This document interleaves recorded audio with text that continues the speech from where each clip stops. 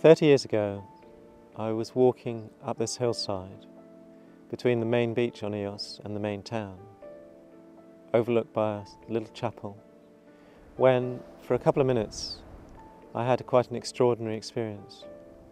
I'm a pretty ordinary guy. I might be a bit crazy sometimes, according to my wife, but I'm an ordinary guy and I'm a pretty messed up guy, or I was a pretty messed up guy. But for a couple of minutes I had this really quite extraordinary experience. And I've come back to EOS to celebrate really that experience and the way that it shaped my life since. And although it lasted a couple of minutes, it seemed to last a lot longer than that.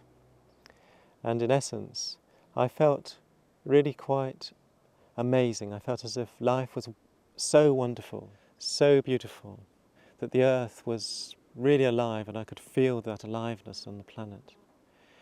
And yet, within that aliveness and within that wonderful reality, if you like, I could also sense all these billions of human beings, so many of them living in suffering, really, in psychological difficulties, with their psychological problems, with their interpersonal relationships in a mess, with the confusions and chaos. And it seemed such a contrast, really, that here was this amazing, wonderful reality, and yet human beings are amazing. I mean, they are amazing, but it seemed that they just weren't able to see it. They were living their lives ignorant of the reality that they could be in touch with. And so along with that image there was a question. And the question was simply, can we live our lives differently? Can we live in a more psychologically healthy way? Do we have to have all this unnecessary suffering, or are there ways of us not building up all these problems in our lives and resolving them instead?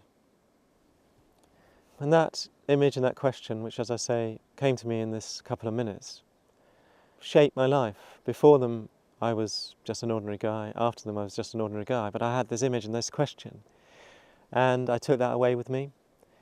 It was almost as if they had been burnt onto my very psyche and burnt into my soul, if you like.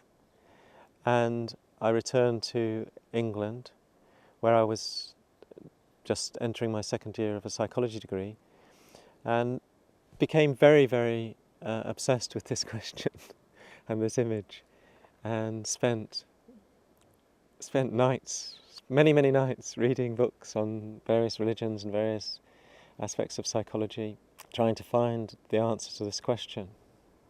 And then around my mid-20s I realised that I'd also created plenty of unnecessary suffering for myself. I'd really created a lot of psychological difficulties and problems with relationships.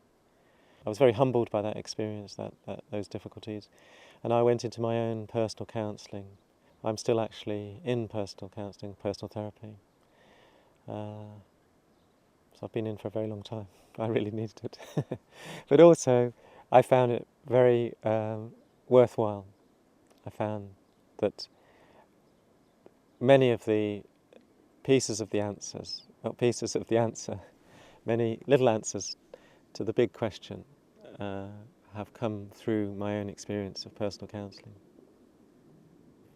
For me, counselling just helped in a very direct way, really. In fact, I didn't want to be a counsellor at all. I didn't want to get involved in counselling. It was just not something I thought about, but I found it valuable, and as a result of that, I discovered that I could be helpful to other people, really.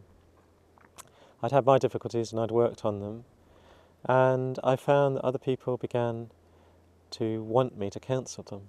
And so, realising that I was doing a bit of good for other people, I decided to train myself.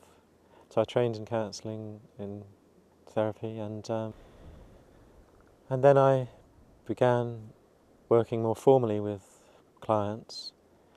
And after a while I started to do training. I started to train people firstly in counselling skills, and then I went on to develop a training in a diploma in counselling and ran a programme. By my early 30s I was a counsellor and a trainer of counsellors. And that then led on. I developed some qualifications which we tested out in a range of training programmes and then submitted them for accreditation with the UK government, which amazingly we got. So we then went national with these qualifications, and that's how CPCAB came into existence. Over the years I've asked myself the question, why did I have this experience? And why here in Eos in Greece? And I think probably the simplest answer is that I had a period of time before this experience where I was just in nature and I got quite tuned in. I came out at the end of the first year of my psychology degree and spent about 6 weeks before this experience just travelling about the islands, and I would sleep often under the stars. I'd often go to sleep at sunset, and I'd often wake up at sunrise. And I really kind of tuned in to the natural rhythms of the earth, and I was very much with the earth. I remember amazing skies with tens of shooting stars each night. It was a very lovely 6 weeks, a very beautiful time. And I think that I just tuned into nature, into the natural rhythms, and then being so tuned in, this kind of woke me up for a couple of minutes.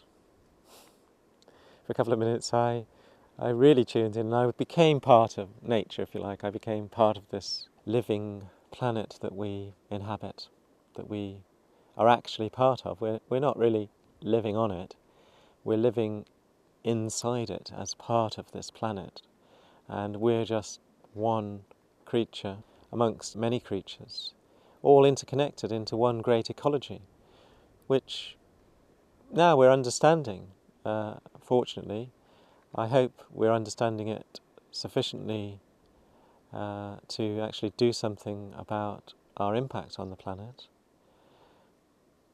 But in essence, we're part of this planet. We're not some kind of alien being that's visiting.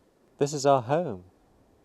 This is really our home, and we are a family of species, a family of living creatures, and we need to really remember that.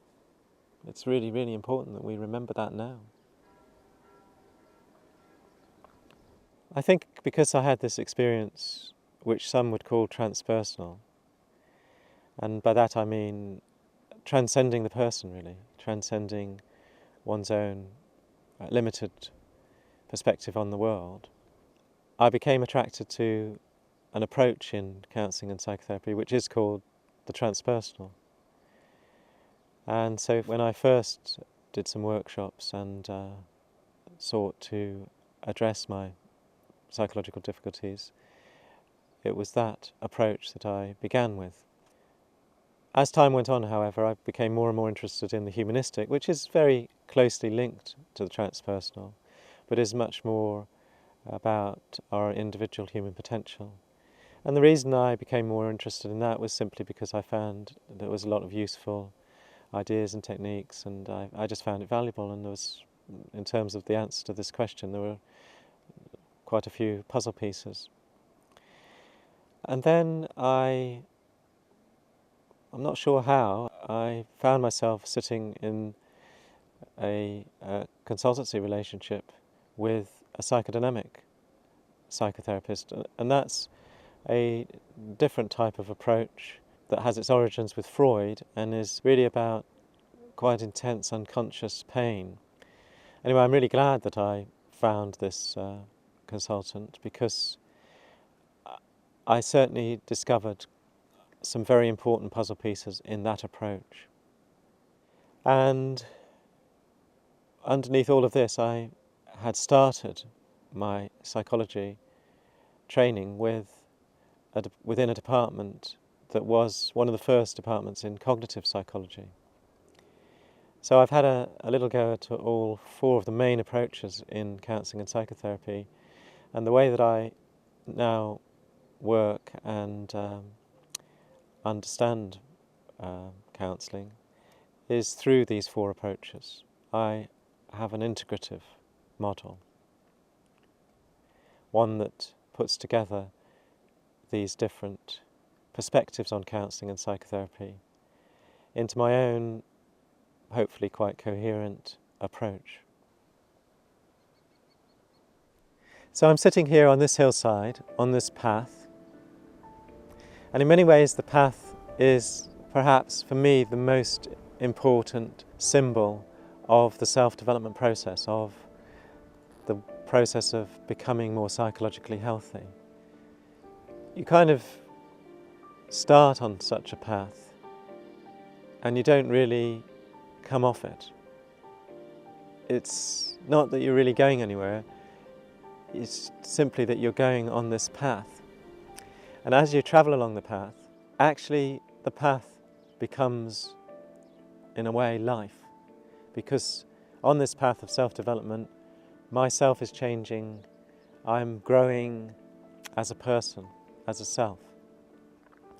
And it's really quite enjoyable. There are difficulties and there are painful times, but it's much more enjoyable than not being on the path.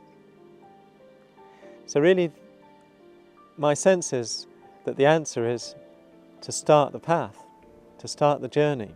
It's a living path. It's a path of greater aliveness. And it's wonderful, actually, to be in this process of growing up fully in myself and in my relationships. So, for anyone who might be thinking about starting their own self-development journey, it may look like a very long one. It may look like a journey of 1,000 miles. But that journey just begins with the first step. And that's not too difficult to take. You take the first step, and then the next step, and then the next step, and then the next step, and then suddenly you find you're on this journey, and things are really happening. Things are really happening.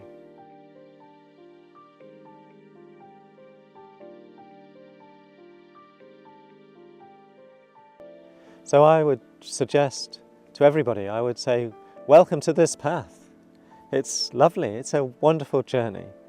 It's a journey to yourself, it's a journey to others. It's a journey to the end of the rainbow, although you're never going to get to the end of the rainbow. What I've discovered is that walking along this path is really, it's really the essence of being alive and being a human being.